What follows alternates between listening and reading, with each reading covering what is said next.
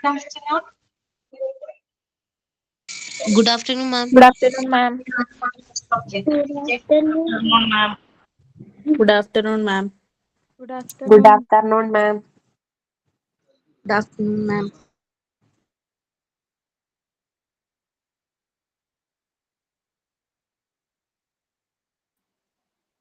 Good afternoon, ma'am.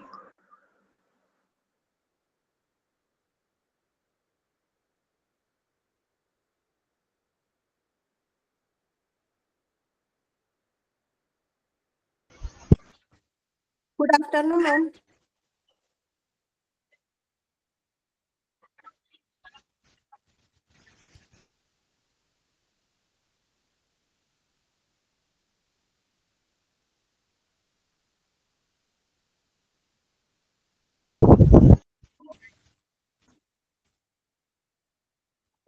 Okay, അപ്പൊ എല്ലാവർക്കും good afternoon.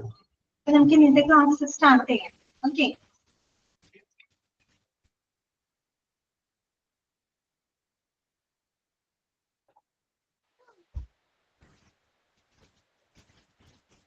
കഴിഞ്ഞ ദിവസം നമ്മൾ പറഞ്ഞത് എവിടെ വരെയായിരുന്നു നമ്മൾ പറഞ്ഞു നിർത്തിയത്? ഗൈനക്കോളജി വരെയാണ് അല്ലെ? ഗൈനക്കോളജി ഡിപ്പാർട്ട്മെന്റ് വരെയാണ് കഴിഞ്ഞ ക്ലാസ്സിൽ നമ്മൾ ഡിസ്കസ് ചെയ്തിരുന്നത്. അത്രയും വരെയുള്ള ഭാഗങ്ങൾ ക്ലിയർ ആണോ നിങ്ങൾക്ക്? ഓക്കെ ആണോ? അപ്പോ ഗൈനക്കോളജി എന്ന് പറഞ്ഞാൽ എന്തുമായിട്ട് ബന്ധപ്പെട്ട വിഭാഗമാണ്? It's the department that deals with the treatment of the problems related to female reproductive system. അതായത് സ്ത്രീകളിലെ പ്രത്യുൽപാദന വ്യവസ്ഥയുമായിട്ട് ബന്ധപ്പെട്ട പ്രശ്നങ്ങളെ കൈകാര്യം ചെയ്യുന്ന വിഭാഗമാണിത് ഗൈനക്കോളജി എന്ന് പറയുന്നത്. ഓക്കെ, അപ്പൊ അതിനകത്ത് 3 സ്പെഷ്യൽ ഏരിയാസ് വരുന്നുണ്ട് കേട്ടോ. റെപ്രസെന്റേറ്റീവ് സിസ്റ്റം ഉണ്ട് കേട്ടോ, റീപ്രൊഡക്റ്റീവ് സിസ്റ്റം ഉണ്ട് കേട്ടോ. ഓക്കെ, റീപ്രൊഡക്റ്റീവ് സിസ്റ്റം പ്രത്യുൽപാദന വ്യവസ്ഥയുമായിട്ട് ബന്ധപ്പെട്ട പ്രോബ്ലംസുകൾ കൈകാര്യം ചെയ്യുന്നതാണ് കേട്ടോ ഗൈനക്കോളജി എന്ന് പറയുന്നത്. അപ്പൊ നമുക്കറിയാം, നമ്മൾ പറഞ്ഞിരുന്നു ഒരു ഫീമെയിലിന്റെ ആ ഒരു ലൈഫ് സൈക്കിൾ എടുക്കുകയാണെങ്കിൽ ഒരുപാട് ചേഞ്ചസിലൂടെയാണ് അവർ കടന്നു പോകുന്നത് അല്ലെ. നമ്മളവിടെ എഴുതിയിട്ടുണ്ട് ഫ്രം അറ്റൈനിങ് മെനാർക്ക് അല്ലെ, മെനാർക്ക്, അതുപോലെ തന്നെ കൺസെപ്ഷൻ, പ്രഗ്നൻസി, അങ്ങനെയുമായിട്ടൊക്കെ ബന്ധപ്പെട്ട് മറ്റു പല പ്രോബ്ലംസുകൾ അല്ലെ. ഇതെല്ലാം ഈ പറയുന്നതെല്ലാം തന്നെ റീപ്രൊഡക്റ്റീവ് സിസ്റ്റവുമായിട്ട് ബന്ധപ്പെട്ടതാണ് അല്ലെ. അപ്പൊ ആ ഒരു ഏരിയകളെ ഫോക്കസ് ചെയ്തുകൊണ്ട് 3 സ്പെഷ്യാലിറ്റികൾ അതിനകത്ത് പറയുന്നുണ്ട്. ഏതൊക്കെയാണ്? ഒന്ന് ഗൈനക്കോളജി, മറ്റൊന്ന് ഒബ്സ്ട്രക്റ്റീവ്, ഇൻഫെർട്ടിലിറ്റി. അല്ലെങ്കിൽ ഗൈനക്കോളജി നമ്മൾ കഴിഞ്ഞ ക്ലാസ്സിൽ കംപ്ലീറ്റ് ചെയ്തിട്ടുണ്ട്. പിന്നെ നമുക്ക് ഇനി അടുത്തത് പറയാനുള്ളത് ഒബ്സ്ട്രക്റ്റീവ്സും അതുപോലെ തന്നെ ഇൻഫെർട്ടിലിറ്റിയും ആണ് കേട്ടോ. ഓക്കെ, എന്താണ് ഒബ്സ്ട്രക്റ്റീവ്സ് എന്ന് പറഞ്ഞാൽ പലർക്കും സംശയമാണ് അല്ലെ. ഗൈനക്കോളജി എന്ന് പറയുന്നതും ഒബ്സ്ട്രക്റ്റീവ്സ് എന്ന് പറയുന്നതും ഒന്ന് തന്നെയാണോ എന്നൊരു സംശയമുണ്ട് അല്ലെ. പരസ്പരം റിലേറ്റഡ് ആണ്. നിങ്ങൾ ഇങ്ങനെ ഓർത്താൽ മതി, ഗൈനക്കോളജി എന്ന് പറയുമ്പോൾ അത് ഫീമെയിൽ റീപ്രൊഡക്റ്റീവ് സിസ്റ്റവുമായിട്ട് ബന്ധപ്പെട്ട പ്രശ്നങ്ങളാണ്. അതായത് ഈ പറയുന്ന പ്രഗ്നൻസി അതിനകത്ത് വരുന്നുണ്ട്, അതുപോലെ തന്നെ മറ്റു പല എന്താ പറയാ സെർവിക്കൽ ക്യാൻസർ സ്ക്രീനിങ് ടെസ്റ്റുകള്, അതുപോലെ തന്നെ മെനാർക്കി ഡിസോർഡേഴ്സ്, അങ്ങനെയുള്ള പ്രശ്നങ്ങളാണ് ഗൈനക്കോളജി വിഭാഗം കൈകാര്യം ചെയ്യുന്നത്. ഒബ്സ്ട്രക്റ്റീവ്സ് എന്ന് പറഞ്ഞു കഴിഞ്ഞാല് പ്രഗ്നൻസി, അതുപോലെ തന്നെ ചൈൽഡ് ബർത്ത്, അത് കറക്റ്റ് ആണ് കേട്ടോ. അതുപോലെ പോസ്റ്റ് പാർട്ടം പീരീഡ് കേട്ടോ. അപ്പൊ അമ്മയ്ക്കും കുഞ്ഞിനും ഒരുപോലെ പരിചരണം കൊടുക്കുന്ന ഡിപ്പാർട്ട്മെന്റ് ആണ്. അത് തന്നെയാണ് അവിടെ എഴുതിയിരിക്കുന്നത്. Obstetrics is the surgical specialty that dealing with the care of mother and child before, during and after childbirth. അതായത് എന്താണ് പ്രഗ്നൻസി ടൈമിലും അതുപോലെ തന്നെ ഡെലിവറി ടൈമിലും, ഡെലിവറി കഴിഞ്ഞ് കുഞ്ഞുണ്ടായതിനു ശേഷം ഈ അമ്മ കടന്നു പോകുന്നൊരു സാഹചര്യം ഉണ്ട് അല്ലെ. പോസ്റ്റ് പാർട്ടം പീരീഡ് എന്നൊക്കെ നിങ്ങൾ കേട്ടിട്ടുണ്ടാവും. എന്ന് വെച്ചാൽ ആ കുഞ്ഞ് ജനിച്ചതിന് ശേഷം അമ്മയ്ക്ക് ഉണ്ടാകുന്ന ശാരീരികമായിട്ടും വൈകാരികമായിട്ടും ഉണ്ടാകുന്ന കുറെ ബുദ്ധിമുട്ടുകളൊക്കെയാണ് പോസ്റ്റ് പാർട്ടം പീരീഡ് എന്ന് പറയുന്നത്. അപ്പൊ അങ്ങനെയുള്ള പ്രശ്നങ്ങൾ അമ്മയ്ക്കും പരിചരണം കൊടുക്കുന്നതിനൊപ്പം കുഞ്ഞിനും പരിചരണം കൊടുക്കുന്ന ഡിപ്പാർട്ട്മെന്റ്, ദാറ്റ് ഈസ് കോൾഡ് ഒബ്സ്ട്രക്റ്റീവ്സ് കേട്ടോ. ഓക്കെ, ക്ലിയർ ആണോ പറഞ്ഞത്? ഓക്കെ ആണോ? മനസ്സിലായോ? ഞാൻ ഓൾറെഡി ക്ലിയർ പറഞ്ഞു.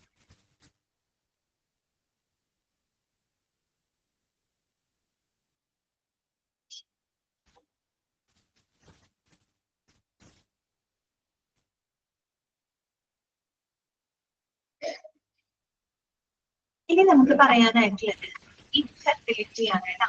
ഇൻഫെർട്ടിലിറ്റി എന്ന് പറഞ്ഞാൽ എന്താണ്? വന്ധ്യതയാണ് അല്ലെ, കുഞ്ഞുങ്ങൾ ഉണ്ടാവാത്ത അവസ്ഥയാണ് അല്ലെ. അപ്പൊ അതും ഈ പറയുന്ന പോലെ ഡയറക്റ്റ് ഓർ ഇൻഡയറക്റ്റ് ഇതുമായിട്ട് കണക്റ്റഡ് ആണ്, ഫീമെയിൽ റീപ്രൊഡക്റ്റീവ് സിസ്റ്റവുമായിട്ട് കണക്റ്റഡ് ആണ്. ഓക്കെ, നമുക്ക് അടുത്തത് അതാണ് പറയുന്നത്. അസിസ്റ്റഡ് റീപ്രൊഡക്റ്റീവ് ടെക്നോളജി ഉണ്ട് കേട്ടോ, ART എന്നാണ്, അതൊന്ന് എഴുതി ചേർക്കണം കേട്ടോ. അസിസ്റ്റഡ് റീപ്രൊഡക്റ്റീവ് ടെക്നോളജിനെ എഴുതി ചേർക്കണം. ART എന്നാണ് പറയാം കേട്ടോ. അതാണ് ART. എന്താണ് അതിന്റെ എക്സ്പാൻഷൻ? Assisted reproductive technology. എന്താണത്? It is the special branch of medicine that deals with infertility issues in both men and women. അല്ലെ, അതായത് സ്ത്രീകളിലും പുരുഷന്മാരിലും രണ്ട് കൂട്ടരിലും ഒരുപോലെ ഉണ്ടാവുന്നതാണ് അല്ലെ. അപ്പൊ അത്തരത്തിലുള്ള വന്ധ്യതാ പ്രശ്നങ്ങൾക്ക് എന്താ പരിഹാരം കാണുന്നതിനായിട്ടുള്ള ഒരു സ്പെഷ്യൽ ബ്രാഞ്ച് ഓഫ് മെഡിസിൻ ആണിത് ART എന്ന് പറയുന്നത് കേട്ടോ. ART എന്ന് പറഞ്ഞാൽ എന്താണ്? അസിസ്റ്റഡ് റീപ്രൊഡക്റ്റീവ് ടെക്നോളജി എന്നാണ് ART കേട്ടോ. എന്ന് പറഞ്ഞാൽ എന്തുമായിട്ട് ബന്ധപ്പെട്ടതാണ്? സ്ത്രീകളിലും പുരുഷന്മാരിലും ഉണ്ടാകുന്ന വന്ധ്യതാ പ്രശ്നങ്ങളെ ചികിത്സിക്കുന്നതിനായിട്ടുള്ള സ്പെഷ്യൽ ബ്രാഞ്ച് ഓഫ് മെഡിസിനെയാണ് നമ്മൾ ART എന്ന് പറയുന്നത്. ഏതൊക്കെ സേവനങ്ങളാണ് അവിടെ കൊടുക്കുന്നത് നോക്കിയേ. It involves diagnosis of infertility therapeutic technique to improve fertility and embryology services such as in vitro fertilization. അല്ലെ, അപ്പൊ ഈ ഒരു ഡിപ്പാർട്ട്മെന്റ്, ഈ ഒരു ബ്രാഞ്ച് എന്തൊക്കെ സേവനങ്ങൾ കൊടുക്കുന്നുണ്ട്? ഈ പറയുന്ന infertility therapeutic technique to improve the fertility, ആ ഒരു ഫെർട്ടിലിറ്റി വർദ്ധിപ്പിക്കുന്നതിന് ആവശ്യമായിട്ടുള്ള എന്താണ് വന്ധ്യതാ ചികിത്സാ സാങ്കേതിക വിദ്യകളൊക്കെ എന്ത് ചെയ്യുന്നുണ്ട്? അത്തരത്തിലുള്ള രോഗനിർണയങ്ങളൊക്കെ ഈ ഒരു ഡിപ്പാർട്ട്മെന്റ് പ്രൊവൈഡ് ചെയ്യുന്നുണ്ട് അല്ലെ. കൂടാതെ embryology services like in vitro fertilisation. In vitro fertilisation എന്ന് പറഞ്ഞാൽ എന്താണ്? IVF ആണ് കേട്ടോ. IVF ട്രീറ്റ്മെന്റിന് അങ്ങനെ കേട്ടിട്ടില്ല. IVFന്റെ എക്സ്പാൻഷൻ ആണ് എന്ത്? ഇൻ വിട്രോ ഫെർട്ടിലൈസേഷൻ എന്നാണ് പറയുന്നത്. ഇൻ വിട്രോ എന്ന വാക്കിന്റെ അർത്ഥം എന്താണെന്ന് അറിയാമോ? ഔട്ട്സൈഡ് ദ ബോഡി എന്നാണ് കേട്ടോ. ബോഡിക്ക് പുറത്ത് വെച്ചിട്ട് നമ്മൾ എന്ത് ചെയ്യാണ്? എഗ്ഗിനെയും സ്പെർമിനെയും തമ്മിൽ കമ്പൈൻ ചെയ്യാണ്. ശരിക്കും അതൊരു ട്രീറ്റ്മെന്റ് ആണ്, ഒരു ഇൻഫെർട്ടിലിറ്റി ട്രീറ്റ്മെന്റ് ആണ്.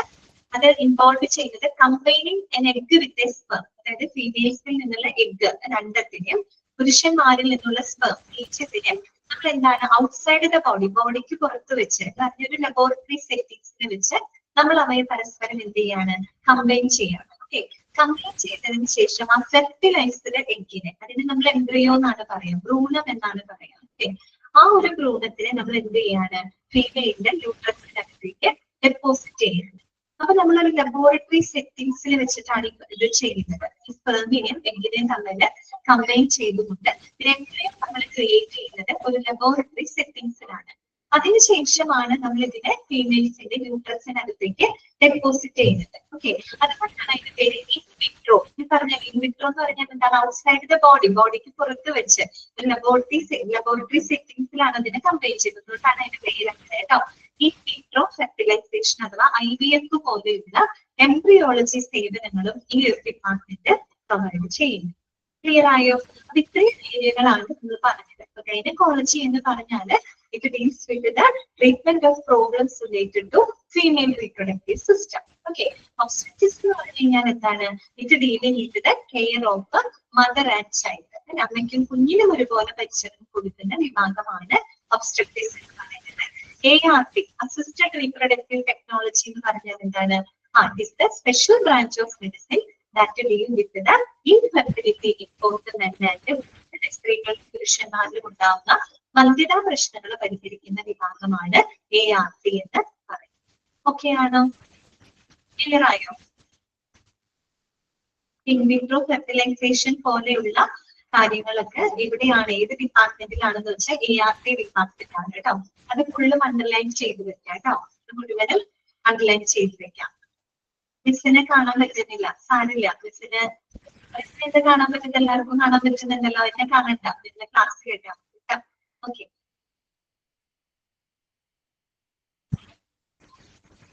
നെക്സ്റ്റ്. അപ്പൊ ഒന്ന് വായിക്കണോ? അത് ഇവിടെ വായിച്ചു നോക്കണം. നിങ്ങൾക്ക് സ്ക്രീൻ നോക്കിയാൽ മതി കേട്ടോ. ക്ലിയർ ആയോ? നോക്ക്.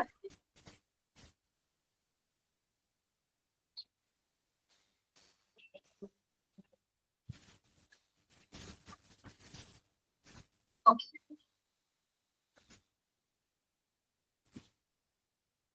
നെക്സ്റ്റ് കേട്ടോ, അടുത്ത നമുക്ക് പഠിക്കാനുള്ളത് ന്യൂറോളജി ഡിപ്പാർട്ട്മെന്റ് ആണ് കേട്ടോ. ഏത് ഡിപ്പാർട്ട്മെന്റ് ആണ്? Neurology department. നിങ്ങൾക്കറിയാം അല്ലെ, നമുക്ക് എല്ലാവർക്കും ഫെമിലിയർ ആയിട്ടുള്ള ഒരു ഡിപ്പാർട്ട്മെന്റ് ആണ്. ഇതുമായിട്ട് ബന്ധപ്പെട്ടതാണ്, നമ്മുടെ നെർവസ് സിസ്റ്റവുമായിട്ട് ബന്ധപ്പെട്ടതാണ് അല്ലെ. അത് തന്നെ, നെർവസ് സിസ്റ്റവുമായിട്ട് ബന്ധപ്പെട്ടതാണ്. അപ്പൊ നമുക്ക് നോക്കാതെ neurology deals with the human nervous system. Underline ചെയ്യാം കേട്ടോ. നമ്മുടെ ഹ്യൂമൻ നെർവസ് സിസ്റ്റം, നാഡീ വ്യവസ്ഥയുമായിട്ട് ബന്ധപ്പെട്ട പ്രശ്നങ്ങൾ പരിഹരിക്കുന്ന ഡിപ്പാർട്ട്മെന്റ് ആണ് എന്ത്? ന്യൂറോളജി എന്ന് പറയും. The doctors in this department investigate and treat the patients for problems affecting their brain and spinal cord. അതും അണ്ടർലൈൻ ചെയ്ത് വെക്കാം കേട്ടോ. അതായത് നമ്മുടെ തലച്ചോറിനെയും അതുപോലെ സ്പൈനൽ കോഡിനെ നമ്മുടെ സുഷുമ്നാ നാഡി എന്ന് പറയും. അപ്പൊ ഇത് എന്തിന്റെ ഭാഗമാണ്? നമ്മുടെ നെർവസ് സിസ്റ്റത്തിന്റെ തന്നെ ഭാഗമാണ് കേട്ടോ. നമ്മുടെ നാഡീ വ്യവസ്ഥ, കേന്ദ്ര നാഡീ വ്യവസ്ഥയുണ്ട്, അതുപോലെ തന്നെ പെരിഫറൽ നാഡീ വ്യവസ്ഥയുണ്ട്. നമ്മുടെ കേന്ദ്ര നാഡീ വ്യവസ്ഥയുടെ ഭാഗമാണിത് ഈ പറയുന്ന ബ്രെയിനും അതുപോലെ തന്നെ സ്പൈനൽ കോഡും. നമ്മുടെ തലച്ചോറും അതിനെ തുടർന്ന് വരുന്ന നീണ്ടിരിക്കുന്ന ഭാഗമാണ് സ്പൈനൽ കോഡ്, സുഷുമ്നാ നാഡി എന്ന് പറയും. അപ്പൊ അതുമായിട്ട് ബന്ധപ്പെട്ട പ്രശ്നങ്ങൾ കൈകാര്യം ചെയ്യുന്ന വിഭാഗം. അപ്പൊ നിങ്ങൾക്ക് കൺഫ്യൂസിംഗ് ആയിട്ട് ചോദിക്കാം. ചിലരോട് ചോദിക്കാന് the department that is the deals with the problems related to nervous system. അങ്ങനെ പറയുമ്പോൾ നിങ്ങൾക്ക് ഈസിയാണ്. എന്താണ് ന്യൂറോളജി എന്ന് പറയും. അതേസമയം ഇങ്ങനെ ചോദിക്കുന്നത് ലിസ്റ്റ് ചെയ്ത് ചോദിക്കാന് which department is responsible for the problems related to brain and spinal cord. അങ്ങനെ എടുത്ത് ചോദിക്കാന്ന് വെച്ചാൽ ബ്രെയിനെ സ്പൈനൽ കോഡിനെ ബാധിക്കുന്ന പ്രശ്നങ്ങൾ കൈകാര്യം ചെയ്യുന്ന ഡിപ്പാർട്ട്മെന്റ്. അപ്പൊ നിങ്ങൾ അറിയണം, ബ്രെയിൻ ആൻഡ് സ്പൈനൽ കോഡ് എന്ന് പറയുന്നത് is the part of our nervous system. നമ്മുടെ നെർവസ് സിസ്റ്റത്തിന്റെ ഭാഗമാണ്. സോ അത് കൈകാര്യം ചെയ്യുന്ന ഡിപ്പാർട്ട്മെന്റ് ഏതായിരിക്കും? Neurology department. ഓക്കെ, അങ്ങനെ ചിന്തിക്കണം കേട്ടോ. ഇനി നോക്കാം, neurologist examine the patients who have been referred to them by other physicians in both the inpatient and outpatient setting. അപ്പൊ പൊതുവെ ന്യൂറോളജിസ്റ്റുകൾ ഇങ്ങനെയാണ് മറ്റു പല ഡിപ്പാർട്ട്മെന്റുകളിൽ നിന്നും അല്ലെ ഫിസിഷ്യൻസ് അവര് റെഫർ ചെയ്ത് വിടുന്ന പേഷ്യൻസ് അല്ലെ. ഇപ്പൊ ഒരു ഔട്ട് പേഷ്യന്റ് ഡിപ്പാർട്ട്മെന്റിൽ ഫിസിഷ്യനെ വന്ന് കാണുന്ന പേഷ്യൻസ്, അപ്പൊ അവർക്ക് ന്യൂറോൺ സംബന്ധമായിട്ട് ഇഷ്യൂസ് വരുമ്പോൾ സ്വാഭാവികമായിട്ട് അവരെങ്ങോട്ട് റെഫർ ചെയ്യും? ന്യൂറോളജി വിഭാഗത്തിലേക്ക് അവരെ റെഫർ ചെയ്യും. അങ്ങനെയുള്ള പേഷ്യൻസിനെ ഇൻപേഷ്യന്റ് അടിസ്ഥാനത്തിലും ഔട്ട് പേഷ്യന്റ് അടിസ്ഥാനത്തിലും സേവനങ്ങൾ കൊടുക്കുന്നുണ്ട് അല്ലെ. ഇൻപേഷ്യന്റ് അടിസ്ഥാനത്തിൽ സേവനങ്ങൾ കൊടുക്കാന്ന് പറഞ്ഞാൽ എന്താണ്? മരുന്ന് രോഗിക്ക് അഡ്മിറ്റ് ചെയ്തുകൊണ്ടുള്ള ഒരു ട്രീറ്റ്മെന്റ് ആണ് കൊടുക്കേണ്ടതെങ്കിൽ അങ്ങനെയുള്ളവർക്ക് ആ സേവനം കൊടുക്കും. ഇനി അതല്ല, ഔട്ട് പേഷ്യന്റ് അടിസ്ഥാനത്തിൽ ഡോക്ടർ വന്ന് കൺസൾട്ട് ചെയ്ത് മരുന്ന് വാങ്ങി പോകുന്ന ആളുകളുണ്ട്. അപ്പൊ രണ്ട് രീതിയിലുള്ള സേവനങ്ങൾ ഏത് ഡിപ്പാർട്ട്മെന്റ് പ്രൊവൈഡ് ചെയ്യുന്നുണ്ട്? ന്യൂറോളജി ഡിപ്പാർട്ട്മെന്റ് പ്രൊവൈഡ് ചെയ്യുന്നുണ്ട്. Okay, a neurologist will begin their interaction with a patient by taking a comprehensive medical history and then perform a physical examination focusing on evaluating the nervous system. അല്ലെ. അപ്പൊ പൊതുവെ അതിന് വേറെ പോയിന്റുകളൊന്നുമില്ല, എല്ലാ ഡിപ്പാർട്ട്മെന്റുകളിലും ചെയ്യുന്ന കാര്യം തന്നെയാണ്. ന്യൂറോളജിസ്റ്റുകൾ ആദ്യം തന്നെ എങ്ങനെയാണ് അവരുടെ ട്രീറ്റ്മെന്റ് എങ്ങനെയാണ് സ്റ്റാർട്ട് ചെയ്യുന്നത്? ഈ പറയുന്ന പേഷ്യന്റിന്റെ ഇന്ററാക്ഷൻ നടത്തിയിട്ട്, അതായത് പേഷ്യന്റുമായിട്ടുള്ള ഒരു മെഡിക്കൽ ഹിസ്റ്ററി ആദ്യം എടുക്കും. നമുക്കറിയാം ഇപ്പൊ ന്യൂറോൺ സംബന്ധമായിട്ട് വരുന്ന ഇഷ്യൂസ് എന്ന് പറയുമ്പോൾ അധികം കൂടുതലും ഹെറിഡിറ്ററി ഒക്കെ ആയിട്ട് വരാറുണ്ട്, പാരമ്പര്യമായിട്ടൊക്കെ വരുന്ന അസുഖങ്ങളാണ്. അതുകൊണ്ട് തന്നെ ആദ്യം പേഷ്യന്റിന്റെ മെഡിക്കൽ ഹിസ്റ്ററി വിശദമായിട്ട് അവര് എന്ത് ചെയ്യും? പരിശോധിക്കും. അതിനുശേഷമാണ് അവര് നെർവസ് സിസ്റ്റത്തിനെ ഇവാലുവേറ്റ് ചെയ്യുന്ന രീതിയിലുള്ള എന്താണ് ഈ പറയുന്ന ഫിസിക്കൽ എക്സാമിനേഷൻ, ശാരീരിക പരിശോധനകളൊക്കെ നടത്തും അല്ലെ. അതിപ്പോ എല്ലാ ഡിപ്പാർട്ട്മെന്റിലും ഡോക്ടേഴ്സ് അങ്ങനെയാണ്. ആദ്യം ഡോക്ടേഴ്സിന്റെ അടുത്ത് പേഷ്യന്റ് ചെല്ലുമ്പോൾ അവരോട് കാര്യങ്ങളൊക്കെ ചോദിക്കും, അവരുടെ മെഡിക്കൽ ഹിസ്റ്ററി ഒക്കെ ആദ്യം മനസ്സിലാക്കും. അതിനുശേഷമാണ് പിന്നെ മറ്റുള്ള ശാരീരിക പരിശോധനകളൊക്കെ അവര് സ്റ്റാർട്ട് ചെയ്യുന്നത്. അങ്ങനെയാണ് ആ കാര്യം തന്നെയാണ് അവിടെ എഴുതിയിട്ടുള്ളത്. അതിന് വേറെ പോയിന്റുകളൊന്നുമില്ല. അപ്പോ ഇനി അടുത്തത് ഇമ്പോർട്ടന്റ് ആയിട്ടുള്ള പോയിന്റ് ആണ്. അത് നിങ്ങൾ അണ്ടർലൈൻ ചെയ്ത് വെക്കണം. Components of the neurological examination include assessment of the patient's cognitive function, motor strength, sensation differences, coordination and gait. എന്താണ് അവിടെ ഉദ്ദേശിക്കുന്നത്? ഈ ന്യൂറോളജിക്കൽ എക്സാമിനേഷന്റെ എന്തെല്ലാം കാര്യങ്ങളുടെ അസസ്മെന്റുകളാണ് ഇവിടെ നടത്തുന്നത് കേട്ടോ. അതായത് ഒരു ന്യൂറോളജിക്കൽ എക്സാമിനേഷൻ എടുത്ത് നമ്മൾ എന്തെല്ലാം കാര്യങ്ങളാണ് ഇവിടെ വിലയിരുത്തുന്നത്, എന്തൊക്കെ അസസ്മെന്റുകളാണ് അവിടെ നടത്തുന്നത്, അതൊന്ന് നിങ്ങൾ അറിഞ്ഞിരിക്കണം. എന്തൊക്കെ അസസ്മെന്റുകളാണ്? ഒന്ന്, പേഷ്യന്റ് കോഗ്നിറ്റീവ് ഫംഗ്ഷൻ അല്ലെ. കോഗ്നിറ്റീവ് ഫംഗ്ഷൻ എന്ന് പറഞ്ഞാൽ എന്താണ്? വൈജ്ഞാനികമായിട്ടുള്ള പ്രവർത്തനങ്ങൾ എന്ന് പറഞ്ഞാൽ എന്താണ്? വളരെ നമ്മുടെ ബ്രെയിനിൽ നടക്കുന്ന വളരെ കോംപ്ലിക്കേറ്റഡ് ആയിട്ടുള്ള പ്രവർത്തനങ്ങൾ എന്ന് വെച്ച് കഴിഞ്ഞാൽ ഇപ്പൊ നമ്മൾ ചിന്തിക്കുന്നുണ്ട് അല്ലെ, നമ്മുടെ ചിന്ത, നമ്മുടെ ഓർമ്മ, നമ്മുടെ ബുദ്ധി അല്ലെ, നമ്മൾ അതുപോലെ നിങ്ങളിപ്പോ ക്ലാസ്സിൽ ഇരിക്കുന്നുണ്ട്, ക്ലാസ് കേൾക്കുന്നുണ്ട്, പഠിക്കുന്നുണ്ട്, അത് മനസ്സിലാക്കുന്നുണ്ട് അല്ലെ, നിങ്ങൾ അതിന് വേണ്ട സ്ഥലത്ത് പ്രയോഗിക്കുന്നുണ്ട്, നമ്മൾ ചിന്തിക്കുന്നു, നമ്മൾ ഓർമ്മിക്കുന്നു അല്ലെ, നമ്മുടെ ക്രിയേറ്റിവിറ്റി ഇതെല്ലാം എന്താണ് നമ്മുടെ കോഗ്നിറ്റീവ് ഫങ്ഷൻസ് ആണ് കേട്ടോ. എന്നുവെച്ചാൽ ഇതെല്ലാം നമ്മുടെ കോഗ്നിറ്റീവ് ഫങ്ഷൻ ആണ്, വൈജ്ഞാനികമായിട്ടുള്ള പ്രവർത്തനങ്ങളാണ്. കാര്യങ്ങൾ നമുക്ക് ജഡ്ജ് ചെയ്യാനും കാര്യങ്ങൾ കൃത്യമായിട്ട് മനസ്സിലാക്കാനും അതിനനുസരിച്ച് നമ്മൾ വിവരങ്ങൾ മാനിപ്പുലേറ്റ് ചെയ്യുന്നതും നമ്മൾ ചിന്തിച്ച് പറയുന്നതും നമ്മൾ ഓർമ്മിച്ച് പറയുന്നതും അല്ലെ, ഇതൊക്കെ എന്താണ് നമ്മുടെ കോഗ്നിറ്റീവ് ഫങ്ഷൻസ് ആണ് അല്ലെ. അപ്പൊ അതിന്റെ അസസ്മെന്റുകൾ നടത്തും അല്ലെ. ഒരു ന്യൂറോളജിക്കൽ എക്സാമിനേഷൻ എന്ന് പറഞ്ഞാൽ അവരതൊക്കെ ചെക്ക് ചെയ്യും, നമുക്ക് ഓർക്കാൻ പറ്റുന്നുണ്ടോ, നമുക്ക് നമ്മൾ പറയുന്ന കാര്യങ്ങൾ ശരിയായ രീതിയിൽ മനസ്സിലാക്കി നമുക്ക് മറുപടികൾ പറയാൻ പറ്റുന്നുണ്ടോ, അതൊക്കെ അവിടെ ചെക്ക് ചെയ്യും. ഇതാണ് കോഗ്നിറ്റീവ് ഫങ്ഷൻസ്. പിന്നെ എന്താണ് പറയുന്നത്, മോട്ടോർ സ്ട്രെങ്ത്. മോട്ടോർ സ്ട്രെങ്ത് എന്ന് പറഞ്ഞാൽ എന്താണ്, ചാലകശേഷിയാണ്. അതായത് നമുക്ക് നടക്കാനും ഓടാനും കൈകളൊക്കെ ചലിപ്പിക്കാനും കാല് പൊക്കാനും കൈ പൊക്കാനും വിരലുകൾ അനക്കാനും ഇതൊക്കെ എന്താണ് നമ്മുടെ മോട്ടോർ എബിലിറ്റിയാണ്. ശരിക്കും ഒക്കെ ചിന്തിച്ചു കഴിഞ്ഞാല് നമ്മുടെ ബ്രെയിനിൽ നിന്നുമാണ് നമ്മുടെ ശരീരത്തിലേക്കുള്ള ഈ പറയുന്ന ബ്രെയിനിൽ നിന്നുമാണ്, ബ്രെയിനാണ് നമ്മുടെ സെന്റർ അല്ലെ, കേന്ദ്രം അതാണ് അല്ലെ. അവിടെ നിന്ന് മെസ്സേജസുകൾ നമ്മുടെ ന്യൂറോൺസുകൾ വഴിയായിട്ടാണ് ശരീരത്തിന്റെ വിവിധ ഭാഗങ്ങളിൽ എത്തിക്കുന്നത്. അപ്പൊ ഒന്ന് ആലോചിച്ച് നോക്കൂ, ഈ നെർവുകൾക്ക് എന്തെങ്കിലും തകരാറുകൾ സംഭവിച്ചു കഴിഞ്ഞാൽ നമ്മുടെ ബ്രെയിനിൽ നിന്ന് വരുന്ന മെസ്സേജുകൾ കറക്റ്റ് ആയിട്ട് എന്ത് ചെയ്യാൻ പറ്റില്ല, കോർഡിനേറ്റ് ചെയ്യാനായിട്ട് പറ്റില്ല. അപ്പൊ സ്വാഭാവികമായിട്ടും നമ്മുടെ എല്ലാ പ്രവർത്തനങ്ങളെയും അത് മോശമായിട്ട് തന്നെ ബാധിക്കും. ബ്രെയിനിന് നെർവിനൊക്കെ തകരാറ് വന്നു കഴിഞ്ഞാൽ പ്രശ്നങ്ങൾ വരും. ആ രീതിയിലുള്ള മോട്ടോർ സ്ട്രെങ്ത്, നമ്മുടെ ചാലകശേഷി. ഓക്കെ, ഞാൻ വരുന്നത് എന്താണ്, സെൻസേഷൻ റിഫ്ലെക്സസ് ആണ്. നമുക്കൊക്കെ എന്തെങ്കിലും സെൻസേഷൻസ് വരുമ്പോൾ, ചില ഉദ്ദീപനങ്ങൾ വരുമ്പോൾ അതിനോട് പെട്ടെന്ന് റിഫ്ലക്ട് ചെയ്യും, പെട്ടെന്ന് നമുക്ക് റെസ്പോണ്ട് ചെയ്യാനുള്ള നമ്മുടെ കഴിവ്. ഇപ്പൊ ഞാൻ പറയട്ടെ, നമ്മളിപ്പോ ഒരു തീയിൽ അറിയാതെ കൈ വെച്ചു, നമ്മൾ പെട്ടെന്ന് കൈ പിൻവലിക്കും. ആര് കൈ പിൻവലിക്കണം എന്ന് നമ്മളോട് പറഞ്ഞിട്ടല്ല, നമ്മൾ ഓട്ടോമാറ്റിക് തീയുടെ അടുത്ത് പോകുമ്പോൾ നമുക്ക് അറിയാം കൂടുതൽ നമ്മൾ കൈ പിൻവലിക്കും. അതുപോലെ നമ്മുടെ കണ്ണിലേക്ക് ആരെങ്കിലും ഭയങ്കരമായിട്ട് ലൈറ്റ് അടിക്കണമെങ്കിൽ ഓട്ടോമാറ്റിക് നമ്മുടെ കണ്ണുകൾ നമ്മൾ ബ്ലിങ്ക് ചെയ്യും അല്ലെ. അത് നമുക്ക് എന്താണ് ഓട്ടോമാറ്റിക് ഉണ്ടാവുന്ന റെസ്പോൺസ് ആണ് അല്ലെ, ഒരു റിഫ്ലെക്സ് ആണ്. പെട്ടെന്ന് ഉണ്ടാവുന്ന ഒരു സെൻസേഷൻ വരും, തീ എന്ന് പറയുന്ന ഒരു സെൻസ് ചെയ്യുമ്പോൾ, അല്ലെങ്കിൽ ഭയങ്കരമായിട്ടുള്ളൊരു ഇന്റൻസീവ് ആയിട്ടുള്ള ലൈറ്റ്, അതൊരു സെൻസേഷൻ ആണ്. അത് വരുമ്പോൾ നമ്മൾ ഓട്ടോമാറ്റിക് ഉണ്ടാവുന്ന റെസ്പോൺസ് ആണ്, അതാണ് റിഫ്ലെക്സസ് ഉദ്ദേശിക്കുന്നത് കേട്ടോ. അപ്പൊ നമുക്ക് നെർവ് സംബന്ധമായിട്ട് ഇഷ്യൂസ് വന്നാൽ ഇതിലൊക്കെ പ്രോബ്ലംസുകൾ വരും. പിന്നെ എന്താണ് കോർഡിനേഷൻ. നേരത്തെ പറഞ്ഞ കാര്യമാണ്, നമ്മുടെ ബ്രെയിനിൽ നിന്നും മെസ്സേജസുകൾ നെർവ് വഴിയായിട്ടാണ് ശരീരത്തിന്റെ വിവിധ ഭാഗങ്ങളിലേക്ക് എത്തുന്നത്. അപ്പൊ ആ ബ്രെയിൻ ടു നെർവിലേക്കുള്ള മെസ്സേജിന്റെ കറക്റ്റ് ആയിട്ടുള്ള കോർഡിനേഷൻ അത് നോക്കും, അവര് കറക്റ്റ് ആണോ എന്നുള്ളത് നോക്കും. അതുപോലെ തന്നെ ഗേറ്റ് എന്ന് പറഞ്ഞാൽ എന്ത് ഉദ്ദേശിക്കുന്നത്, നടത്തം എന്നാണ് കേട്ടോ. നടത്തം നേരത്തെ പറഞ്ഞ മോട്ടോർ എബിലിറ്റിക്കൊക്കെ വരും. അപ്പൊ ഇങ്ങനെയുള്ളതിന്റെ ഒക്കെ അസസ്മെന്റുകളാണ് ഒരു ന്യൂറോളജിക്കൽ എക്സാമിനേഷനകത്ത് ഉൾപ്പെടുത്തുന്നത്. പറഞ്ഞത് അപ്പൊ ന്യൂറോളജിക്കൽ എക്സാമിനേഷനിൽ എന്തെല്ലാം കാര്യങ്ങൾ നമ്മൾ ഇവാലുവേറ്റ് ചെയ്യുന്നുണ്ട്.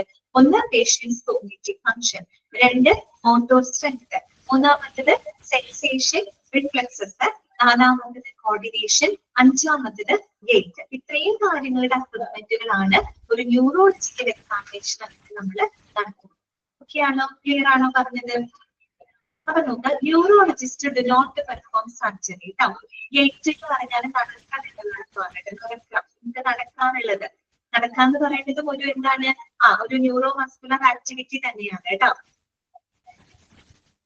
അതെ അതെ അതെ കൃഷ്ണപ്രിയ ആണ് കേട്ടോ. ഓക്കെ, അപ്പൊ നോക്കുക, neurologist do not perform surgery. ന്യൂറോളജിസ്റ്റുകൾ എന്ത് ചെയ്യില്ല, സർജറി ചെയ്യുന്നില്ല കേട്ടോ. സർജറി ചെയ്യാനായിട്ട് സ്പെഷ്യലൈസ്ഡ് ന്യൂറോ സർജന്മാരുണ്ട് കേട്ടോ.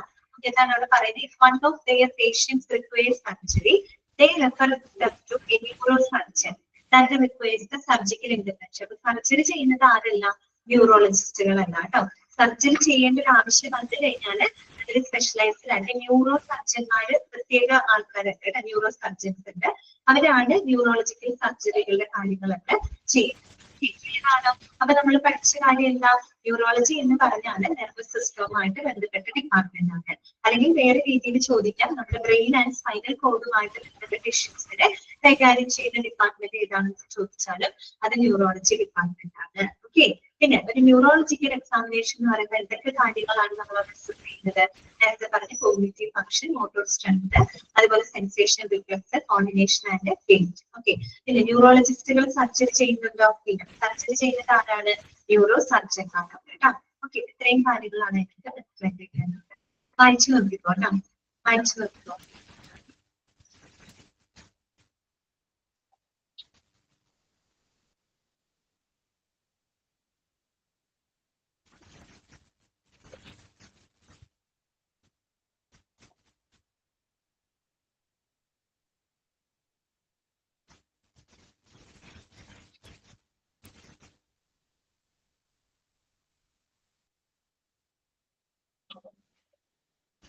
ഓക്കെ ആണോ?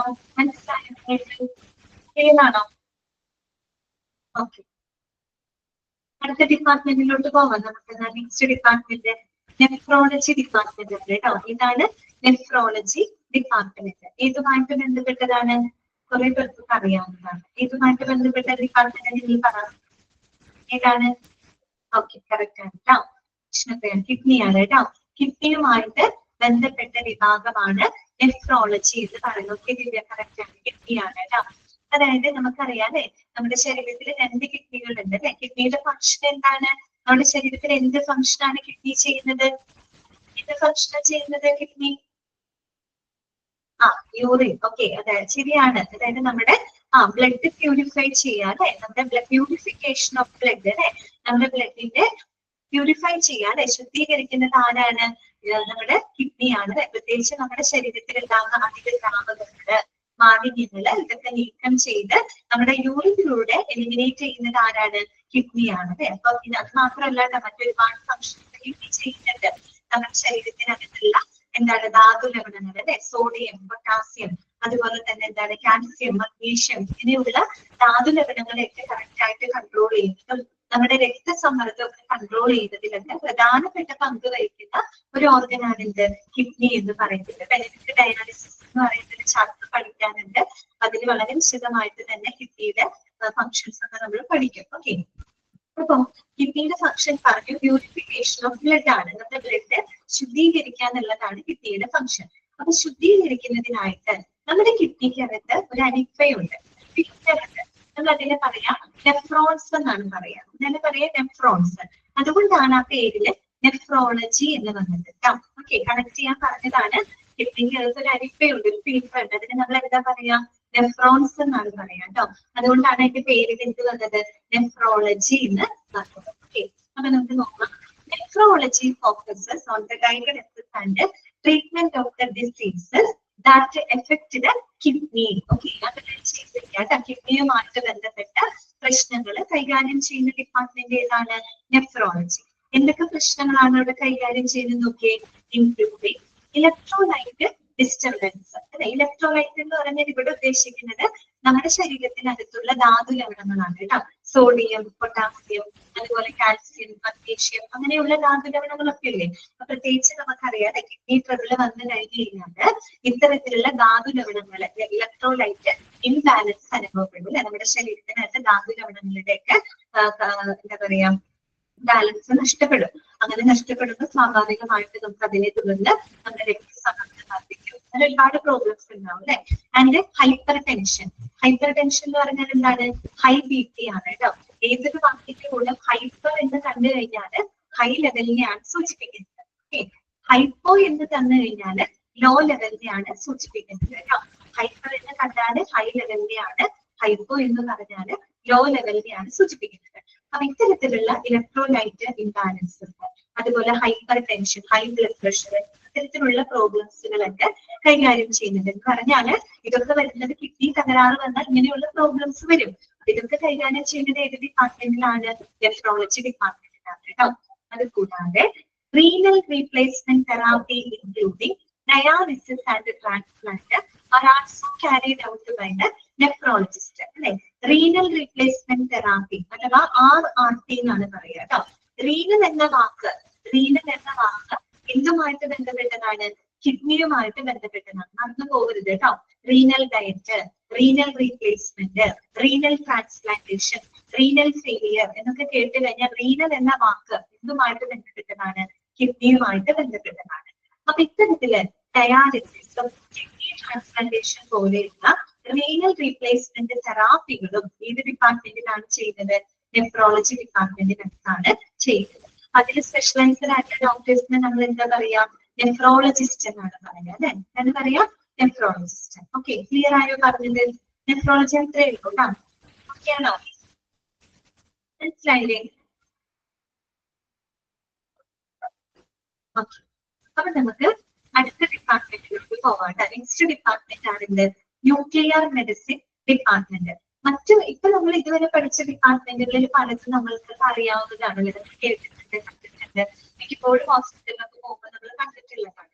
ന്യൂക്ലിയർ മെഡിസിൻ എന്ന് പറയുമ്പോൾ കുറെ പേർക്കൊക്കെ ഫെമിലിയർ ആയിരിക്കും, പക്ഷെ നമുക്ക് അധികമായിരിക്കില്ല, അധികം പരിചയം ഉണ്ടായിരിക്കില്ല അല്ലെ. എന്തുമായിട്ട് ബന്ധപ്പെട്ടതാണ്? അറിയാവുന്നൊരു മെസ്സേജ് ചെയ്തേ. ന്യൂക്ലിയർ മെഡിസിൻ കേട്ടിട്ടുണ്ടോ നിങ്ങൾ അതിനെ പറ്റി? ആദ്യമായിട്ടാണോ കേൾക്കുന്നത്? ഫസ്റ്റ് ടൈം ആണോ കേൾക്കുന്നത്? കേട്ടിട്ടുണ്ടെങ്കിൽ ആരെങ്കിലും കേട്ടിട്ടുണ്ടെങ്കിൽ അതിനെപ്പറ്റി ജസ്റ്റ് ഒന്ന് മെസ്സേജ് ചെയ്യാമോ? കേട്ടിട്ടുണ്ട്. ഓക്കെ, അപ്പൊ എന്തുമായിട്ട് ബന്ധപ്പെട്ടതാണ്? അറിയൂല. ഓക്കെ, അപ്പൊ നമുക്ക് നോക്കാം ന്യൂക്ലിയർ മെഡിസിൻ എന്താണെന്ന് നോക്കാം. ക്യാൻസർ അല്ല, ക്യാൻസറുമായിട്ട് ബന്ധപ്പെട്ട ഡിപ്പാർട്ട്മെന്റ് ഏതായിരിക്കും? ഓങ്കോളജി അല്ലേ? നിങ്ങൾ തന്നെ പറഞ്ഞതാണല്ലോ ക്യാൻസർ ഡിപ്പാർട്ട്മെന്റ് ഓങ്കോളജി ആണെന്ന്. എന്തായാലും ഒരു കാര്യം ശരിയാണ്, ക്യാൻസറിന്റെ ചികിത്സയ്ക്കൊക്കെ വേണ്ടിയിട്ട് നമ്മൾ എന്ത് ഉപയോഗിക്കുന്നുണ്ട്? ന്യൂക്ലിയർ മെഡിസിൻസ് ഉപയോഗിക്കുന്നുണ്ട് കേട്ടോ. ഓക്കെ, അപ്പൊ നമുക്ക് നോക്കാം എന്താണ് ന്യൂക്ലിയർ മെഡിസിൻ എന്ന് നോക്കാം കേട്ടോ. അപ്പൊ ജസ്റ്റ് വായിക്കുന്നതിനേക്കാളും മുമ്പ് ഒരു ഒന്ന് രണ്ട് കാര്യങ്ങൾ പറഞ്ഞുതരാം, അത് കഴിഞ്ഞിട്ട് നമുക്ക് വായിക്കാം. ന്യൂക്ലിയർ മെഡിസിൻ എന്ന് പറഞ്ഞു കഴിഞ്ഞാല് ശരിക്കൊരു trace amount of radioactivity എന്നൊക്കെ നമുക്ക് പറയാം. Trace amount of radioactivity എന്ന് പറഞ്ഞാല് വളരെ ചെറിയ അളവില് ട്രേസ് ആണ്. ട്രേസ് എന്ന് വെച്ചാൽ വളരെ ചെറിയ അളവില് ഈ റേഡിയോ ആക്റ്റീവ് ആയിട്ടുള്ള മെറ്റീരിയൽസ്. റേഡിയോ ആക്റ്റീവ് എന്ന് പറയുന്നത് എന്താ? പേരിൽ തന്നെ നമുക്ക് മനസ്സിലാവും. റേഡിയോ ആക്റ്റീവ് റേഡിയേഷൻസിനെ പുറത്ത് വിടുന്ന ചില സബ്സ്റ്റൻസുകളാണ് അല്ലെ. റേഡിയേഷൻസിനെ പുറത്ത് വിടുന്ന സബ്സ്റ്റൻസുകളെയാണ് നമ്മൾ റേഡിയോ ആക്റ്റീവ് മെറ്റീരിയൽസ് എന്ന് പറയുന്നത്. അപ്പൊ അത് വളരെ ചെറിയ അളവില് ട്രേസ് എമൗണ്ടില് എന്ന് വെച്ച് കഴിഞ്ഞാൽ അത് നമ്മുടെ ശരീരത്തിന് വലിയ എഫക്റ്റുകളൊന്നും ഉണ്ടാക്കുന്നില്ല. ഒന്നുകിൽ നമ്മുടെ വായിലൂടെ അല്ലെങ്കിൽ നമ്മുടെ നമ്മുടെ വെയിനിലൂടെ നമ്മുടെ ശരീരത്തിനകത്തേക്ക് കടത്തിവിടുകയാണ്. ഓക്കെ, ഇത് നമ്മുടെ ശരീരത്തിനകത്ത് ചെന്നിട്ട് അത് പുറത്തു വിടുന്ന റേഡിയേഷൻസിനെ, കിരണങ്ങളെ നമ്മൾ എന്ത് ചെയ്യാണ്? ക്യാമറ ഉപയോഗിച്ചിട്ട് ഇമേജ് ചെയ്യാണ്. ക്യാമറ ഉപയോഗിച്ച് നമ്മൾ ഇമേജ് എടുക്കുകയാണ്, അതിന്റെ ഫോട്ടോ ഇമേജ് എടുക്കുകയാണ്. ഇതാണ് എന്ത്? ന്യൂക്ലിയർ മെഡിസിൻ എന്ന് പറയുന്നത്. ചെറിയ അളവില് റേഡിയോ ആക്റ്റീവ് ആയിട്ടുള്ള ട്രേസ് പദങ്ങള് അതൊന്നെങ്കിൽ നമ്മുടെ വായിലൂടെ അല്ലെങ്കിൽ നമ്മുടെ വെയിനിലൂടെ ശരീരത്തിനകത്തേക്ക് കടത്തിവിടുകയാണ്. ഇത് നമ്മുടെ ശരീരത്തിനകത്ത് ചെന്നിട്ട് അത് പുറത്തു വിടുന്ന കിരണങ്ങളെ നമ്മൾ എന്ത് ചെയ്യാണ്? ഇമേജ് ചെയ്യാണ്. അതിനെയാണ് നമ്മൾ ന്യൂക്ലിയർ മെഡിസിൻ സ്കാൻ എന്ന് പറയുന്നത്. അപ്പൊ ഈ പുറത്തു വിടുന്ന റേഡിയേഷൻസ് ഉണ്ടല്ലോ, അതിന് നമ്മൾ ചില സ്പെഷ്യൽ ക്യാമറകൾ ഉപയോഗിച്ചിട്ടാണ് ഇമേജ് ചെയ്യുന്നത്. സ്പെഷ്യൽ ക്യാമറ എന്ന് പറയുമ്പോൾ നമ്മൾ പറയും ഗാമ ക്യാമറ എന്നൊക്കെ പറയും. ഗാമ ക്യാമറ, അതുപോലെ തന്നെ പെറ്റ് മെഷീൻസുകളൊക്കെ ഉണ്ട്, പെറ്റ് മെഷീൻസുകൾ. അപ്പൊ ഇതൊക്കെ ഉപയോഗിച്ചുകൊണ്ടാണ് നമ്മൾ എന്ത് ചെയ്യുന്നത്? ഇമേജ് ചെയ്യുന്നത്. അപ്പോൾ ഇങ്ങനെയുള്ള ക്യാമറകൾ ഉപയോഗിക്കുമ്പോൾ ആ റേഡിയേഷൻസ് നമ്മുടെ ശരീരത്തിന്റെ ഏത് ഭാഗത്ത് നിന്നാണ് വരുന്നത് അല്ലെങ്കിൽ ഏത് അവയവത്തിൽ നിന്നാണ് വരുന്നത് അത് കറക്റ്റ് ആയിട്ട് എന്ത് ചെയ്യാൻ പറ്റും? സ്കാൻ ചെയ്ത് മനസ്സിലാക്കാനായിട്ട് സാധിക്കും. അതാണ് ന്യൂക്ലിയർ മെഡിസിൻ ഇമേജിംഗ് എന്ന് പറയുന്നത്, സ്കാനിങ് എന്ന് പറയുന്ന വിഭാഗം. പിന്നെ നിങ്ങൾ മനസ്സിലാക്കുന്നത് ന്യൂക്ലിയർ മെഡിസിനിൽ ശരിക്കും പറഞ്ഞ രണ്ട് വിഭാഗമുണ്ട്. ഇപ്പൊ ഞാൻ ഈ പറഞ്ഞ ന്യൂക്ലിയർ മെഡിസിൻ ഇമേജിംഗ്, സ്കാനിങ് എന്ന് പറയുന്ന ഒരു വിഭാഗമുണ്ട്. അത് കൂടാതെ തെറാപ്പി, ട്രീറ്റ്മെന്റ് എന്ന് പറയുന്ന വിഭാഗമുണ്ട് കേട്ടോ. അപ്പൊ ന്യൂക്ലിയർ മെഡിസിൻ എന്ന് പറയുമ്പോൾ ഇമേജിംഗ് എന്ന് പറയുന്ന ഒരു വിഭാഗമുണ്ട്, അതോടൊപ്പം തെറാപ്പി, ട്രീറ്റ്മെന്റ് എന്ന് പറയുന്ന ഒരു വിഭാഗമുണ്ട്. ഇപ്പൊ നമ്മൾക്ക് സ്കാനിങ്ങിനാണല്ലോ ഉപയോഗിക്കുന്നത്, ഇമേജിംഗ് ആണല്ലോ. അതേസമയം ഇത്തരത്തിലുള്ള റേഡിയോ ആക്റ്റീവ് ട്രേസുകള് നമ്മൾ ചില അസുഖങ്ങളുടെ ട്രീറ്റ്മെന്റിന് വേണ്ടിയിട്ട് ഉപയോഗിക്കുന്നുണ്ട്. പ്രത്യേകിച്ച് നിങ്ങൾ പറയുന്ന പോലെ ക്യാൻസർ എന്ന് പറയുമ്പോൾ തൈറോയിഡ് ക്യാൻസർ ഉണ്ട്, തൈറോയിഡിനെയൊക്കെ ബാധിക്കുന്ന ക്യാൻസർ ഉണ്ടല്ലോ. തൈറോയിഡ് ക്യാൻസറിന്റെ ചികിത്സയ്ക്ക് നമ്മൾ ഈ ബീറ്റ റേസ് ഒക്കെ പ്രൊഡ്യൂസ് ചെയ്യുന്ന ചില റേഡിയോ ആക്റ്റീവ് ട്രേസുകൾ ചികിത്സയ്ക്ക് വേണ്ടിയിട്ട് ഉപയോഗിക്കാറുണ്ട്. റേഡിയോ അയഡിൻ തെറാപ്പി എന്നൊക്കെയാണ് പൊതുവെ പറയുക. അപ്പൊ അങ്ങനെയുള്ളതിനും നമ്മൾ എന്ത് ഉപയോഗിക്കുന്നത്? ന്യൂക്ലിയർ മെഡിസിൻ ഉപയോഗപ്പെടുത്തുന്നത്. നിങ്ങളുടെ മനസ്സിലുണ്ടായിരിക്കാം ന്യൂക്ലിയർ മെഡിസിൻ എന്ന് പറഞ്ഞാൽ അതിന് രണ്ട് വിഭാഗങ്ങളുണ്ട്. ഇമേജിംഗ് എന്ന് പറയുന്ന ഒരു വിഭാഗമുണ്ട്, തെറാപ്പി അഥവാ ട്രീറ്റ്മെന്റ് എന്ന് പറയുന്ന വിഭാഗമുണ്ട്. ഇമേജിംഗിനും രണ്ടിനും നമ്മൾ എന്ത് ഉപയോഗിക്കുന്നുണ്ട്? റേഡിയോ ആക്റ്റീവ് ട്രേസുകൾ ഉപയോഗിക്കുന്നു. ഒന്ന് സ്കാനിങ്ങിന് ഉപയോഗിക്കുന്നു, മറ്റൊന്ന് നമ്മൾ പല രോഗങ്ങളുടെ ചികിത്സയ്ക്കും ഉപയോഗപ്പെടുത്തുന്നു. ഓക്കെ, പിന്നെ മറ്റൊരു കാര്യം മനസ്സിലാക്കി വെക്കേണ്ടത് എന്താണെന്ന് വെച്ചാൽ ഇപ്പൊ നമ്മള് MRI CT സ്കാൻ അതൊക്കെ നമ്മൾ എടുക്കുന്നുണ്ട്. അതൊക്കെ എടുക്കുന്ന സമയത്ത് നമുക്ക് ആ ഒരു എന്താ പറയാ അവയവത്തിന്റെ സ്ട്രക്ചറൽ ഇമേജ് ആണ് നമുക്ക് ലഭിക്കുന്നത്. എന്ന് വെച്ചാല് അതിന്റെ സ്ട്രക്ചറിൽ എന്തെങ്കിലും പ്രശ്നങ്ങളുണ്ടോ, അല്ലെങ്കിൽ അവിടെ എന്തെങ്കിലും കുഴകളുണ്ടോ, ആ സ്ട്രക്ചറിൽ എന്തെങ്കിലും വേരിയേഷൻസ് ഉണ്ട്, അങ്ങനെ ഘടനാപരമായിട്ടുള്ള ഇമേജുകളാണ് നമുക്ക് അതിൽ CT സ്കാനിലും MRI സ്കാനിലൊക്കെ കിട്ടുന്നത്. അതേസമയം നമ്മൾ ന്യൂക്ലിയർ മെഡിസിൻ ഉപയോഗിച്ച് സ്കാൻ ചെയ്ത് കഴിഞ്ഞാൽ നമുക്ക് ആ ഓർഗന്റെ ഫങ്ഷണൽ ഇമേജ് ആണ് കിട്ടുന്നത്. ആ ഒരു ഓർഗൻ എങ്ങനെ പ്രവർത്തിക്കുന്നു, അതിനകത്ത് എന്തെങ്കിലും എന്തെങ്കിലും ബ്ലോക്കേജ് വരുന്നുണ്ടോ, അങ്ങനെയുള്ള കാര്യങ്ങളൊക്കെ നമുക്ക് മനസ്സിലാക്കാനായിട്ട് സാധിക്കും. ഓക്കെ, ക്ലിയർ ആയോ പറഞ്ഞത്? ഈ പറഞ്ഞ കാര്യം മനസ്സിലായോ? ഓക്കെ ആണോ? അപ്പൊ ഇനി വായിക്കാം കേട്ടോ. ശ്രദ്ധിച്ചേട്ടെ. Nuclear medicine. Nuclear medicine is a branch of medical imaging that uses a small amount of radioactive material to diagnose and ascertain the severity of or treat a variety of diseases, including many types of cancers, heart disease, gastrointestinal, endocrine, neurological disorders, and other abnormalities within the body. ഇത് രണ്ടും ഒരുമിച്ചാണ് പറഞ്ഞത്. ഇമേജിങ്ങിന്റെ ഒരു ഭാഗമാണ്, അതോടൊപ്പം എന്താണ് ട്രീറ്റ്മെന്റിന് വേണ്ടിയിട്ട് ഉപയോഗിക്കുന്നത് കേട്ടോ. ഇമേജിങ്ങിന്റെ കാര്യം പറഞ്ഞു. അതുപോലെ തന്നെ ഇന്നത്തെ അസുഖങ്ങളുടെ ട്രീറ്റ്മെന്റിനായിട്ട് ഉപയോഗിക്കുന്നുണ്ട്, including many types of cancer പോലുള്ള അസുഖങ്ങള്, പ്രത്യേകിച്ച് നമ്മുടെ തൈറോയിഡിനെയൊക്കെ ബാധിക്കുന്ന തൈറോയിഡ് ക്യാൻസർ, പിന്നെ ഹാർട്ട് ഡിസീസ്, ഗാസ്ട്രോഇന്റെസ്റ്റൈനൽ, എന്താ പറയാ ഡൈജസ്റ്റീവ് ആയിട്ടുണ്ടാകുന്ന പ്രോബ്ലംസുകള്, എൻഡോക്രൈൻ, ന്യൂറോളജിക്കൽ ഡിസോർഡേഴ്സ്, അങ്ങനെ നമ്മുടെ ബോഡിയിൽ ഉണ്ടാകുന്ന മറ്റു പല അബ്നോർമാലിറ്റീസിനെ ട്രീറ്റ് ചെയ്യുന്നതിന് വേണ്ടിയിട്ട് നമ്മൾ ഇത്തരത്തിലുള്ള റേഡിയോ ആക്റ്റീവ് ട്രേസറുകൾ ഉപയോഗപ്പെടുത്തും. ക്ലിയർ? അടുത്തത് എന്താണ് പറയുന്നത്? Nuclear medicine. ഇവിടെ ന്യൂക്ലിയർ മെഡിസിൻ അല്ല കേട്ടോ, ന്യൂക്ലിയറിന് മാത്രമേ ഉള്ളൂ. Nuclear medicine nuclear medicine uses radioactive material called radiopharmaceutical. അറിയാലോ, ന്യൂക്ലിയർ മെഡിസിൻ എന്ന് പറയുമ്പോൾ അവിടെ റേഡിയോ ആക്റ്റീവ് ആയിട്ടുള്ള മെറ്റീരിയലുകൾ ഉപയോഗിക്കുന്നുണ്ട്. അതുകൊണ്ട് നമ്മൾ അതിന്റെ റേഡിയോ ഫാർമസ്യൂട്ടിക്കൽസ് എന്നാണ് പറഞ്ഞത്. അതായത് ട്രീറ്റ്മെന്റിന്റെ പർപ്പസിന് ഉപയോഗിക്കുന്നത് കൊണ്ട് തന്നെ നമുക്ക് അതിനെ റേഡിയോ ഫാർമസ്യൂട്ടിക്കൽസ് എന്ന് പറയാം. Okay, examples of diseases treated with nuclear medicine procedures ആണ്. അതൊന്ന് നോട്ട് ചെയ്ത് വെക്കാം കേട്ടോ. ന്യൂക്ലിയർ മെഡിസിൻ ഉപയോഗപ്പെടുത്തിക്കൊണ്ട് എന്തൊക്കെ ട്രീറ്റ്മെന്റുകളാണ്, എന്തൊക്കെ രോഗങ്ങൾക്കുള്ള ചികിത്സകൾ കൊടുക്കുന്നുണ്ട്? ഒന്ന്, ഹൈപ്പർ തൈറോയിഡിസം. അല്ലെ, ഹൈപ്പർ തൈറോയിഡിസം ഞാൻ പറഞ്ഞു. ഹൈപ്പർ എന്ന് പറയുന്ന വാക്ക് ഹൈ ലെവലിനെയാണ് സൂചിപ്പിക്കുന്നത് അല്ലെ. തൈറോയിഡ് ഗ്രന്ഥിയുടെ പ്രവർത്തനം കൂടുതലാകുമ്പോൾ എന്ത് സംഭവിക്കും? ആ തൈറോക്സിൻ ഹോർമോണിന്റെ അളവ് വർദ്ധിക്കും അല്ലെ. അത്തരത്തിലുള്ള ഹൈപ്പർ തൈറോയിഡിസം, അങ്ങനെയുള്ള പ്രശ്നങ്ങള്, തൈറോയിഡ് ക്യാൻസർ, പിന്നെ ലിംഫോമ. ലിംഫോമ എന്ന് പറഞ്ഞാൽ ഒരു ടൈപ്പ് ഓഫ് ക്യാൻസർ തന്നെയാണ് കേട്ടോ. നമ്മുടെ ലിംഫാറ്റിക് സിസ്റ്റത്തിനെ ബാധിക്കുന്ന ക്യാൻസർ തന്നെയാണ് കേട്ടോ ലിംഫോമ എന്ന് പറയുന്നത്. അതുപോലെ തന്നെ bone pain from some types of cancer മൂലമുണ്ടാകുന്ന ബോൺ പെയിൻ, ഇങ്ങനെയുള്ളതിന്റെയൊക്കെ ചികിത്സയ്ക്ക് എന്ത് നമ്മൾ ഉപയോഗപ്പെടുത്തുന്നുണ്ട്? ന്യൂക്ലിയർ മെഡിസിൻ ഉപയോഗപ്പെടുത്തുന്നുണ്ട്. ഓക്കെ, എല്ലാവർക്കും വോയിസിന് പ്രശ്നം വരുന്നുണ്ടോ? വോയിസ് എല്ലാവർക്കും ക്ലാരിറ്റി കുറവുണ്ടോ? ക്ലാരിറ്റി പ്രശ്നം വരുന്നുണ്ടോ വോയിസിന്?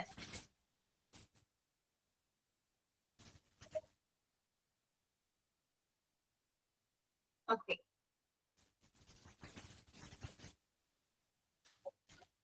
ഇനി എന്ത് സൗണ്ട് കേട്ട് നോക്കട്ടെ. എന്തെങ്കിലും ഡൗട്ട്സ്, എന്തെങ്കിലും മീൻസ് ക്ലാരിറ്റി കുറവുണ്ടെങ്കിൽ അറിയാം കേട്ടോ. ഓക്കെ, ഡിസ്റ്റർബൻസ് ഉണ്ട്.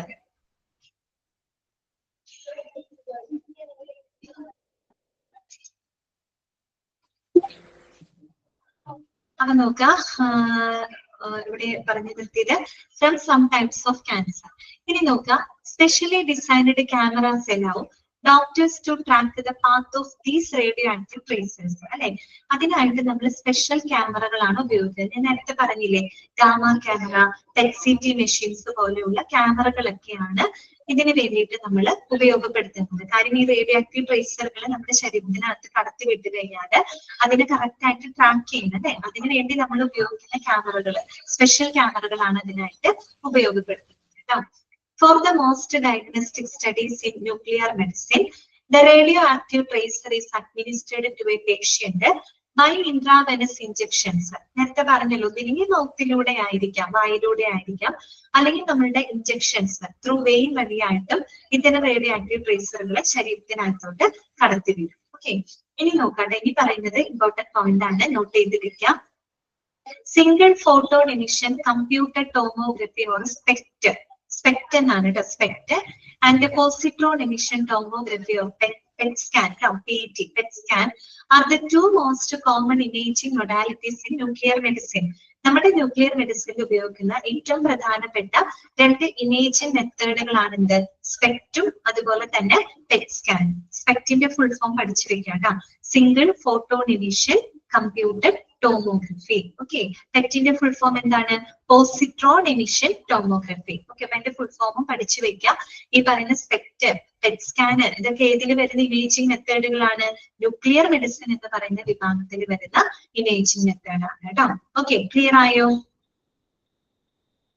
എന്താ ടൈപ്പ് ചെയ്യണോ? ഞാൻ നോട്ട് ചെയ്യാം. നിങ്ങൾ ഇത് നോക്കൂ, സ്ക്രീൻ ഒന്ന് നോക്കൂ കേട്ടോ. സ്ക്രീനിൽ ഒന്ന് നോക്കിക്കേ, അതിനകത്ത് നോക്കി എഴുതിക്കോ, single photon emission computed tomography. Okay, single photon emission computed tomography. Screen okay അല്ലേ? നിങ്ങൾക്ക് സ്ക്രീൻ കാണാൻ പറ്റുന്നില്ലേ? പിന്നെ പെറ്റിന്റെ എന്താണ്, positron emission tomography. Positron emission tomography, POSITRON. Okay, emission EMISSION, tomography TOMOGRFH. Okay, clear ആണോ? നിങ്ങൾക്ക് ടെക്സ്റ്റ് കിട്ടിയോ? ടെക്സ്റ്റ് നിങ്ങൾ ഓർഡർ കൊടുത്തോ, വാങ്ങിച്ചോ ടെക്സ്റ്റ്?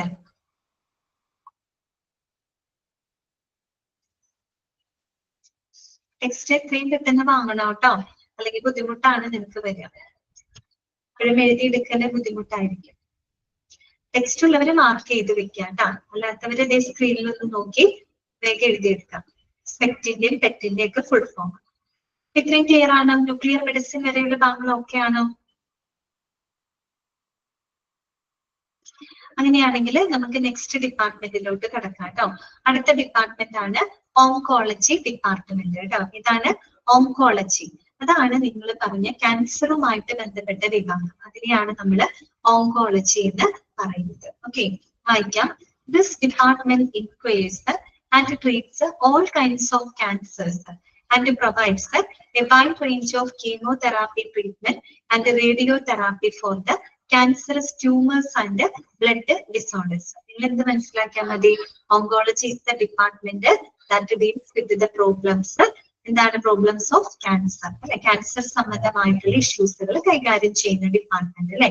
പ്രത്യേകിച്ച് ഈ പറയുന്ന ക്യാൻസറസ് ആയിട്ടുള്ള ട്യൂമറുകള്, അതുപോലെ തന്നെ ബ്ലഡ് ഡിസോർഡറുകൾക്കൊക്കെ ആയിട്ട് കീമോതെറാപ്പി ട്രീറ്റ്മെന്റുകളും റേഡിയോ തെറാപ്പി ട്രീറ്റ്മെന്റുകളൊക്കെ പ്രൊവൈഡ് ചെയ്യുന്ന department, that is called oncology. ഇനി നോക്കാം, this department is usually connected with all the other departments as reference be made when one department cannot diagnose the patient's problem. അതായത് ഇപ്പൊ മറ്റുള്ള ഡിപ്പാർട്ട്മെന്റുകൾക്ക് ഒരു പേഷ്യന്റിന്റെ issue അല്ലെങ്കിൽ ഒരു പ്രോബ്ലം കറക്റ്റ് ആയിട്ട് ഡയഗ്നൈസ് ചെയ്യപ്പെടാത്ത സമയങ്ങളിൽ റെഫർ ചെയ്ത് വിടുന്ന പേഷ്യൻസ് ആണ് ഇവിടെ വരുന്നത്, ഓങ്കോളജി ഡിപ്പാർട്ട്മെന്റിനകത്തോട്ട് വരുന്നത്. ഓക്കെ, അങ്ങനെയുള്ള പേഷ്യൻസിനെയാണ് അവിടെ നമ്മൾ എന്ത് ചെയ്യുന്നത്, പരിശോധിക്കുന്നത്. ഓക്കെ, ഒരു മിനിറ്റ്.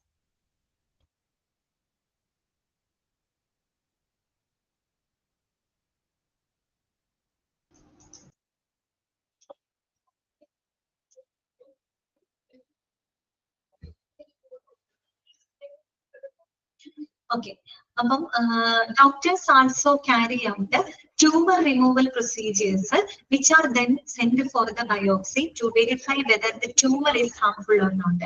അതുപോലെ തന്നെ ഈ ഒരു ഡിപ്പാർട്ട്മെന്റില് ഈ പറയുന്ന എന്താണ് ട്യൂമർ റിമൂവൽ സർജറികൾ നടത്തുന്നുണ്ട് അല്ലെ. ട്യൂമർ റിമൂവൽ സർജറികളും ഏത് ഡിപ്പാർട്ട്മെന്റിൽ നടത്തുന്നുണ്ട്, ഓങ്കോളജി ഡിപ്പാർട്ട്മെന്റിനകത്ത് നടത്തുന്നുണ്ട്. അതിനുശേഷം എന്ത് ചെയ്യും, ആ ട്യൂമർ നമ്മൾ സെൻഡ് ഫോർ ദ ബയോപ്സി ടെസ്റ്റിന് വേണ്ടി അയക്കും. എന്തിനാ ബയോപ്സി ടെസ്റ്റിന് അയക്കുന്നത്, whether it is cancerous or not അല്ലെ. അത് ക്യാൻസർ, ഇപ്പൊ എല്ലാ ട്യൂമറുകളും ക്യാൻസറസ് ആവണമെന്നില്ല, പക്ഷെ ഈ ട്യൂമർ റിമൂവ് ചെയ്ത് കഴിഞ്ഞാൽ തന്നെ ബയോപ്സി ടെസ്റ്റിന് അയക്കും. കാര്യം ആ ഒരു ട്യൂമർ ക്യാൻസറസ് ആണോ അല്ലേ എന്നുള്ളത് കൺഫേം ചെയ്യുന്നതിന് വേണ്ടിയിട്ടാണ് കേട്ടോ. അത്തരത്തിലുള്ള സേവനങ്ങളൊക്കെ ഈ ഡിപ്പാർട്ട്മെന്റിലാണ് ചെയ്യുന്നത്. ഇനി നോക്കാം, the field of oncology has 3 major areas കേട്ടോ. അപ്പൊ ഓങ്കോളജി ഡിപ്പാർട്ട്മെന്റിന് പ്രധാനമായിട്ടും 3 ഏരിയകളാണ് ഉള്ളത്. ഏതൊക്കെയാണ് 3 ഏരിയകള്? ഒന്നാമത്തത് മെഡിക്കൽ ഓങ്കോളജി. ഇതാണ് മെഡിക്കൽ ഓങ്കോളജി. രണ്ടാമത്തത് സർജിക്കൽ ഓങ്കോളജി, മൂന്നാമത്തത് റേഡിയേഷൻ ഓങ്കോളജി. ഇതൊക്കെയാണ് medical oncology, surgical oncology, radiation oncology. അത് മൂന്നും ഇമ്പോർട്ടന്റ് ആണ് കേട്ടോ. അപ്പൊ അത് ഓർക്കാൻ എളുപ്പമാണ്. മെഡിക്കൽ ഓങ്കോളജി എന്ന് പറഞ്ഞാൽ എന്താണ്? The treatment of cancer with medicine. Medicine ഉപയോഗപ്പെടുത്തിക്കൊണ്ടുള്ള ക്യാൻസർ ട്രീറ്റ്മെന്റ്, അതാണ് എന്ത്? Medical oncology. സർജിക്കൽ ഓങ്കോളജി എന്ന് പറഞ്ഞാൽ എന്തായിരിക്കും? സർജിക്കൽ ആസ്പെക്ട്സ് ഓഫ് ക്യാൻസർ, ക്യാൻസറിന്റെ ചികിത്സയുമായിട്ട് ബന്ധപ്പെട്ട് വരുന്ന സർജിക്കൽ അല്ലെ, സർജിക്കൽ ട്രീറ്റ്മെന്റിലൂടെയുള്ള ക്യാൻസർ ചികിത്സനെയാണ് നമ്മൾ സർജിക്കൽ ഓങ്കോളജി എന്ന് പറയുന്നത്. മൂന്നാമത്തെ എന്താണ്? Radiation oncology. That means treatment of cancer using the radiations അല്ലെ, ഹൈ എനർജി റേഡിയേഷൻസ് ഉപയോഗപ്പെടുത്തിക്കൊണ്ടും നമ്മൾ എന്ത് ചെയ്യുന്നുണ്ട്? ക്യാൻസറിനെ ട്രീറ്റ് ചെയ്യുന്നുണ്ട്. ആ ഒരു വിഭാഗമാണ് റേഡിയേഷൻ ഓങ്കോളജി എന്ന് പറയുന്നത്. അപ്പൊ 3 ഏരിയകൾ കേട്ടോ: medical oncology, surgical oncology, radiation oncology. ഇനി ഓരോന്ന് എന്താ നോക്കുക, അത് മാർക്ക് ചെയ്ത് വെക്കുക കേട്ടോ. മെഡിക്കൽ ഓങ്കോളജി എന്ന് പറഞ്ഞാൽ എന്താണ്? ഇപ്പൊ പറഞ്ഞതാണ്, മെഡിസിൻസ് ഉപയോഗപ്പെടുത്തിക്കൊണ്ട് അല്ലെ, the treatment of cancer with medicine including chemotherapy. Chemotherapy എന്ന് പറയുമ്പോൾ അവിടെ നമ്മൾ മെഡിസിൻസ് ആണ്, കെമിക്കൽ ഏജൻസുകൾ അല്ലെ, മെഡിസിൻസുകൾ ഉപയോഗപ്പെടുത്തിക്കൊണ്ട് നമ്മൾ നടത്തുന്ന ക്യാൻസർ ട്രീറ്റ്മെന്റിന് നമുക്ക് എന്ത് പറയാം? മെഡിക്കൽ ഓങ്കോളജി എന്ന് പറയാം. ഓക്കെ. രണ്ടാമത്തത് സർജിക്കൽ ഓങ്കോളജി. അതെന്താണ്?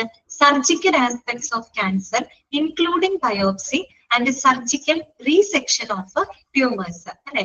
നമ്മൾ ഈ പറയുന്ന സർജിക്കൽ റിമൂവൽ ഓഫ് ട്യൂമേഴ്സ്, ട്യൂമറുകളെ സർജറിയിലൂടെ റിമൂവ് ചെയ്യുകയും അതുപോലെ തന്നെ അത് ബയോപ്സി ടെസ്റ്റിന് അയച്ചുകൊണ്ട് നമ്മൾ ക്യാൻസറും മറ്റും ചികിത്സിക്കുകയും കൺഫേം ചെയ്യും അല്ലെ. ആ ഒരു വിഭാഗമാണ് സർജിക്കൽ ഓങ്കോളജി എന്ന് പറയുന്നത്. അടുത്തത് എന്താണ്? Radiation oncology. റേഡിയേഷൻ ഓങ്കോളജി എന്ന് പറഞ്ഞാൽ എന്താണ്? Radiation therapy uses carefully targeted and regulated doses of high energy radiation to kill the cancer cells. Cancerous ആയിട്ടുള്ള കോശങ്ങളെ നശിപ്പിക്കുന്നതിനായിട്ട് നമ്മൾ ഹൈ എനർജി റേഡിയേഷൻസ് ആണ് അവിടെ ഉപയോഗപ്പെടുത്തുന്നത് അല്ലെ. കെയർഫുള്ളി, വളരെ ഹൈ എനർജി ആയിട്ടുള്ള റേഡിയേഷൻ കറക്റ്റ് ആയിട്ട് ടാർഗറ്റ് ചെയ്തുകൊണ്ടാണ് നമ്മൾ ക്യാൻസർ സെല്ലുകൾ എന്ത് ചെയ്യുന്നത്? നശിപ്പിക്കുന്നത്. അപ്പൊ അത്തരത്തിലുള്ള ക്യാൻസർ ട്രീറ്റ്മെന്റിനെ റേഡിയേഷൻ ഓങ്കോളജി എന്നാണ് പറയുന്നത്. മനസ്സിലായോ? ക്ലിയർ ആയോ? 3 വിഭാഗങ്ങളൊക്കെ ആണോ ക്യാൻസറിന്റെ? മെഡിക്കൽ ഓങ്കോളജി, സർജിക്കൽ ഓങ്കോളജി, അതുപോലെ തന്നെ റേഡിയേഷൻ ഓങ്കോളജി. ജസ്റ്റ് ഒന്ന് വായിച്ചു നോക്കിക്കോട്ടോ.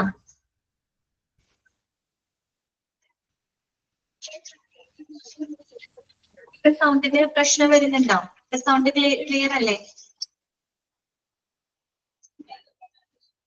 നെക്സ്റ്റ് ഡിപ്പാർട്ട്മെന്റ് കേട്ടോ. അടുത്ത ഡിപ്പാർട്ട്മെന്റ് നമുക്ക് എല്ലാവർക്കും അറിയാവുന്ന ഡിപ്പാർട്ട്മെന്റ് ആണ്. ഏതാണ്? ഒഫ്താൽമോളജി. എന്തുമായിട്ട് ബന്ധപ്പെട്ടതാണ്?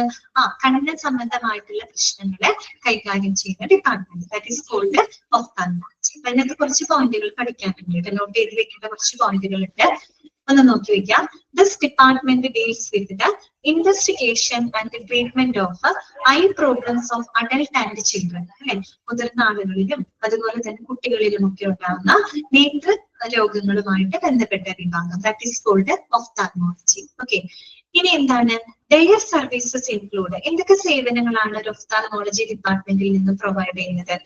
ഒന്നറിയാലോ, general eye clinic appointments. General eye clinic appointments വെച്ചാൽ റൂട്ടീൻ ആയിട്ട് നമ്മൾ ചെയ്യുന്ന എന്താ പറയാ ഐ ക്ലിനിക് അപ്പോയിന്റ്മെന്റ്സുകൾ കേട്ടോ, സാധാരണയായിട്ട് നടത്തുന്ന കണ്ണ് പരിശോധനകള്. പിന്നെ എന്താണ്? ലേസർ ട്രീറ്റ്മെന്റ് അല്ലെ. നമ്മുടെ വിഷൻ കറക്റ്റ് ചെയ്യാനായിട്ട് ഏറ്റവും മോഡേൺ ആയിട്ടുള്ള ഒരു ട്രീറ്റ്മെന്റ് ആണ് അല്ലെ, കണ്ണട ഒഴിവാക്കുന്നതിന് വേണ്ടിയിട്ട് അല്ലെ. കണ്ണട ഒഴിവാക്കിക്കൊണ്ട് നമ്മുടെ വിഷൻ കറക്റ്റ് ചെയ്യുന്നതിനൊക്കെ ആയിട്ട് ഏറ്റവും അഡ്വാൻസ്ഡ് ആയിട്ട് ഉപയോഗിക്കുന്നതാണ് അല്ലെ ലേസർ ട്രീറ്റ്മെന്റ് എന്ന് പറയുന്നത്. അപ്പൊ അത്തരത്തിലുള്ള ചികിത്സകൾ കൊടുക്കുന്നുണ്ട്. പിന്നെ വരുന്നത് ഒപ്റ്റോമെട്രി ആണ് കേട്ടോ. ഒപ്റ്റോമെട്രി എന്ന് പറഞ്ഞാൽ എന്താണ്? ഒപ്റ്റോമെട്രി എന്ന് പറഞ്ഞാൽ ഒരു പ്രൈമറി ഹെൽത്ത് കെയർ പ്രൊഫഷൻ ആണ് കേട്ടോ. ഒരു എന്താ പറയാ health care profession that focuses on the eyes and vision കേട്ടോ. നമ്മുടെ കണ്ണുകളും അതുപോലെ കാഴ്ചയുമായിട്ട് ബന്ധപ്പെട്ട ചികിത്സകളും മറ്റും പ്രൊവൈഡ് ചെയ്യുന്ന ഒരു വിഭാഗമാണ് ഒപ്റ്റോമെട്രി. എന്താ വ്യത്യാസം എന്ന് വെച്ചാൽ ഒഫ്താൽമോളജി എന്ന് പറയുന്നത് ശരിക്കും ഡോക്ടർ ഓഫ് മെഡിസിൻ ആണ് കേട്ടോ. അത് ശരിക്കും MBBS വിത്ത് MD ഈ പറയുന്ന ഐ ക്ലിനിക്കില് MD എടുത്തിട്ടുള്ളതാണ് ഒഫ്താൽമോളജി എന്ന് പറയുന്നത്.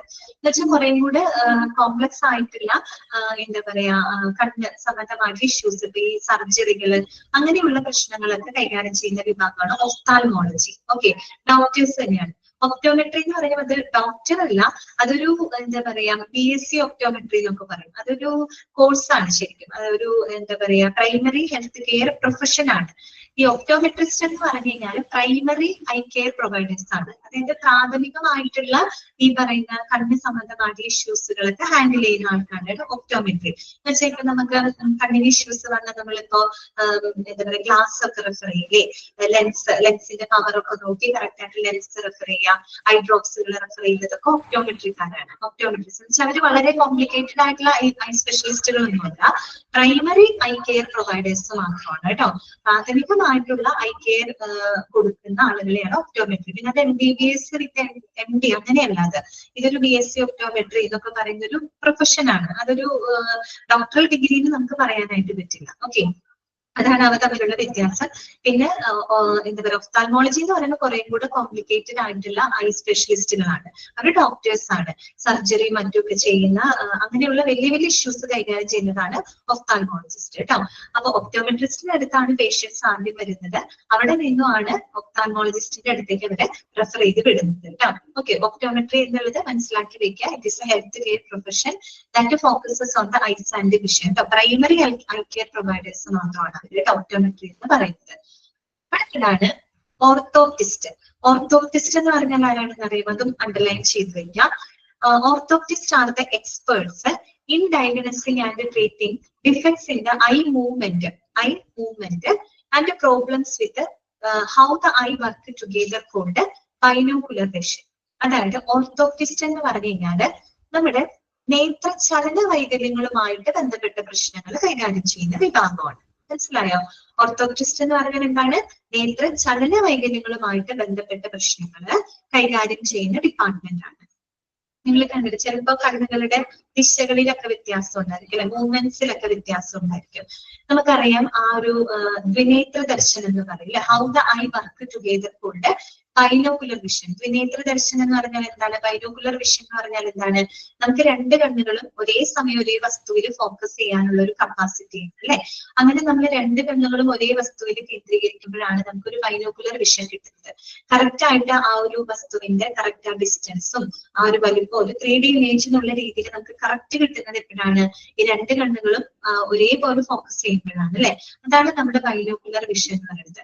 അതേസമയം നമുക്ക് നേത്ര ചലന വൈകല്യങ്ങൾ ഉണ്ടെന്ന് വിചാരിക്കാം. അപ്പൊ കണ്ണുകളുടെ ദിശകളിൽ മാറ്റം ഉണ്ടെങ്കിൽ നമുക്ക് എന്ത് ചെയ്യാൻ പറ്റില്ല, രണ്ട് കണ്ണുകളും നമുക്ക് ആ ഒരേ വസ്തുവിൽ കേന്ദ്രീകരിക്കാൻ പറ്റില്ല. അപ്പൊ അവര് കാണുന്ന കാഴ്ചക്ക് വ്യത്യാസം ഉണ്ടാവും. അവര് കാണുന്ന കാഴ്ച എന്ന് പറഞ്ഞാല് ചിലപ്പോൾ ശരിയായ ഒരു ഡിസ്റ്റൻസിലോ ശരിയായ വലുപ്പത്തിലോ ആയിരിക്കില്ല അവർ വസ്തുക്കൾ കാണുന്നുണ്ടാവുക. നിങ്ങളൊന്ന് നോക്കിയാൽ മതി, നമ്മള് ഒരു കണ്ണടച്ചു വെക്കാം, ഒരു കണ്ണടച്ചു വെച്ചിട്ട് ഒരു വസ്തുവിനെ നോക്കുക, അതിനുശേഷം മറ്റേ കണ്ണടച്ചു വെച്ചത്, രണ്ട് കണ്ണിലൂടെ കാണുന്ന ഡിസ്റ്റൻസിൽ വ്യത്യാസമുണ്ട്. വ്യത്യാസമില്ലേ? നിങ്ങൾ ചെയ്ത് നോക്കിയിട്ടുണ്ടോ? ഉണ്ട്, വ്യത്യാസമുണ്ട്, അല്ലെ? നമ്മൾ ഒരു കണ്ണടച്ച് പിടിച്ച് നോക്കുക, അതിനുശേഷം ഇപ്പുറത്തെ കണ്ണ് നോക്കുക, രണ്ട് നമ്മൾ ഡിസ്റ്റൻസിൽ വ്യത്യാസമുണ്ട്. രണ്ട് കണ്ണും ഒരേ സമയം കേന്ദ്രീകരിക്കുമ്പോഴല്ലേ നമുക്ക് കറക്റ്റ് വിഷൻ കിട്ടുന്നത്. പക്ഷെ ഈ നേത്ര ചലന വൈകല്യങ്ങൾ വരുന്ന സമയത്ത് രണ്ട് കണ്ണുകളും ഒരേ സ്ഥലത്ത് നമുക്ക് കേന്ദ്രീകരിക്കാൻ പറ്റില്ല. അപ്പൊ എന്തുണ്ടാവും? അവര് കാണുന്ന വിഷനിൽ വ്യത്യാസം ഉണ്ടാവും. അത്തരത്തില് നേത്ര ചലന വൈകല്യങ്ങളുമായിട്ട് ബന്ധപ്പെട്ട പ്രശ്നങ്ങൾ കൈകാര്യം ചെയ്യുന്ന വിഭാഗം കേട്ടോ. അവരെയാണ് നമ്മൾ ഓർത്തോപ്റ്റിസ്റ്റ് എന്ന് പറയുന്നത്. ഓർത്തോ എന്ന് കേൾക്കുമ്പോൾ അറിയാതെ ബോൺ സംബന്ധമായിട്ടൊരു കൺഫ്യൂഷൻ തോന്നരുത്. നമ്മൾ പൊതുവെ പറയുമ്പോൾ ഓർത്തോ വിഭാഗം ഉടനടി നമ്മൾ എന്തുമായിട്ട് കണക്ട് ചെയ്യും? എല്ല്, അല്ലെ, ബോൺസും ആയിട്ടാണ് കണക്ട് ചെയ്യുക. പക്ഷെ ഇതൊന്നും നിങ്ങൾ ശ്രദ്ധിക്കണം കേട്ടോ. ഓർത്തോപ്റ്റിസ്റ്റ് എന്ന് പറഞ്ഞു കഴിഞ്ഞാൽ ആരാണ്? They are the experts in diagnosing and treating defects in the eye movement and the problems കേട്ടോ. ഓക്കെ, ഇനി നമുക്ക് ആ വേർഡ് അത്ര ഫെമിലിയർ അല്ല. ആ വേർഡ് എവിടെ നിന്നാണ് ഒറിജിനേറ്റ് ചെയ്ത് വന്നതെന്ന് നോക്കാം, അതും ഇമ്പോർട്ടന്റ് ആണ്. The word orthoptic comes from the Greek words orthos, which means straight, optikos, which means relating to sight. അപ്പൊ രണ്ട് ഗ്രീക്ക് വേർഡുകളെ എന്താ പറയാ കമ്പൈൻ ചെയ്തുകൊണ്ടാണ് ഓർത്തോപ്റ്റിക് എന്ന വാക്ക് ഒറിജിനേറ്റ് ചെയ്തത് കേട്ടോ. ഏതൊക്കെയാണ് ആ ഗ്രീക്ക് വേർഡ്സ്? ഒന്ന് ഓർത്തോസ് എന്ന് പറയുന്ന ഗ്രീക്ക് വേർഡിന്റെ മീനിങ് എന്താണെന്ന് അറിയാമോ? വിച്ച് മീൻസ് സ്ട്രെയിറ്റ് എന്നാണ്, നേരായത് എന്നുള്ള അർത്ഥം. നേരായത് കേട്ടോ, സ്ട്രെയിറ്റ് എന്ന് പറഞ്ഞാൽ നേരായത്. ഓക്കെ. ഒപ്റ്റിക്കോസിന്റെ മീനിങ് എന്താണ്? റിലേറ്റിംഗ് ടു സൈറ്റ്, അല്ലെ, ശരിയായ കാഴ്ച. അപ്പൊ രണ്ടും ഒന്ന് കണക്ട് ചെയ്ത് നോക്കിയേ. ഓർത്തോപ്റ്റിക്സ് എന്ന് പറയുന്നത് എന്താണ്? ശരിയായ കാഴ്ചയുമായിട്ട് ബന്ധപ്പെട്ടത്. അതാണ് ശരിയായ കാഴ്ചയുമായിട്ട് ബന്ധപ്പെട്ടത്. ഓക്കെ, ക്ലിയർ ആണോ പറഞ്ഞത്? ഓക്കെ ആണോ? മനസ്സിലായോ? ഇനി നോക്കാം ഒഫ്താൽമിക് ഇമേജിംഗ്. എന്താണ് ഒഫ്താൽമിക് ഇമേജിംഗ് എന്ന് പറഞ്ഞാല്?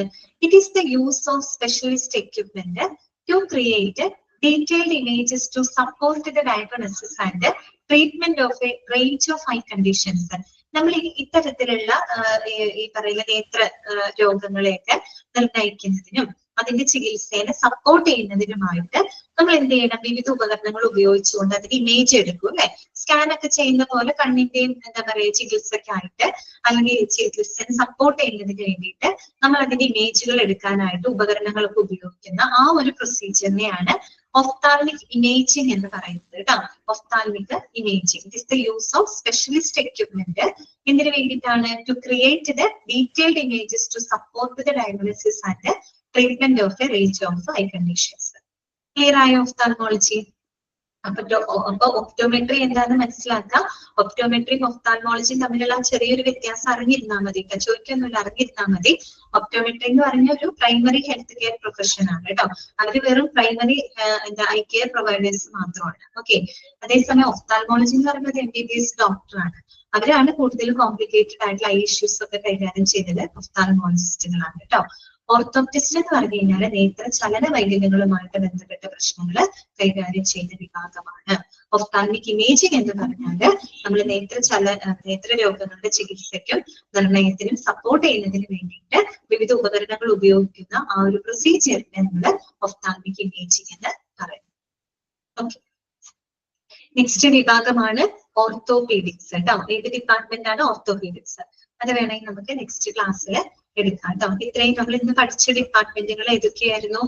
നമ്മൾ പഠിച്ച ഡിപ്പാർട്ട്മെന്റ് ഒബ്സ്ട്രക്റ്റിസ് പഠിച്ചു, ന്യൂറോളജി പഠിച്ചു, നെഫ്രോളജി പഠിച്ചു, പിന്നെ ന്യൂക്ലിയർ മെഡിസിൻ, ഓങ്കോളജി, ഒഫ്താൽമോളജി. ഇത്രയും ഡിപ്പാർട്ട്മെന്റുകളാണ് നമ്മൾ ഇന്ന് പഠിച്ചത് കേട്ടോ. ഓരോന്നിന്റെ പോയിന്റുകളൊക്കെ ഓർത്തു വെക്കാം. ഓക്കെ. അപ്പൊ അൺമ്യൂട്ട് ചെയ്യാണ്. ഇന്നത്തെ ക്ലാസ്സിൽ നിങ്ങൾക്ക് എന്തെങ്കിലും ഡൗട്ടുകൾ ഉണ്ടെങ്കിൽ ചോദിക്കാം കേട്ടോ. അൺമ്യൂട്ട് ചെയ്തിട്ടുണ്ട്.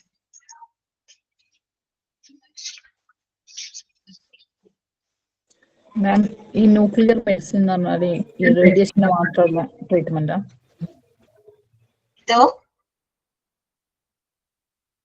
ന്യൂക്ലിയർ മെഡിസിൻ എന്ന് പറയുന്നത്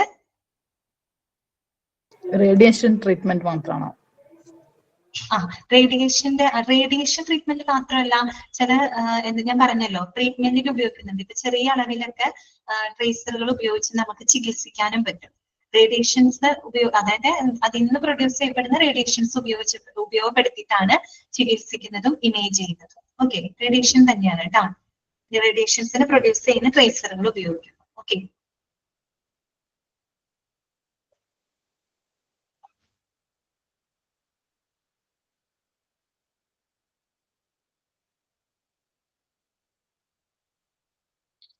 വേറെ ഡൗട്ട്സുകളൊന്നും ഇല്ലെങ്കിൽ നമുക്ക് ഇന്നത്തെ ക്ലാസ് വൈൻഡപ്പ് ചെയ്യാം കേട്ടോ.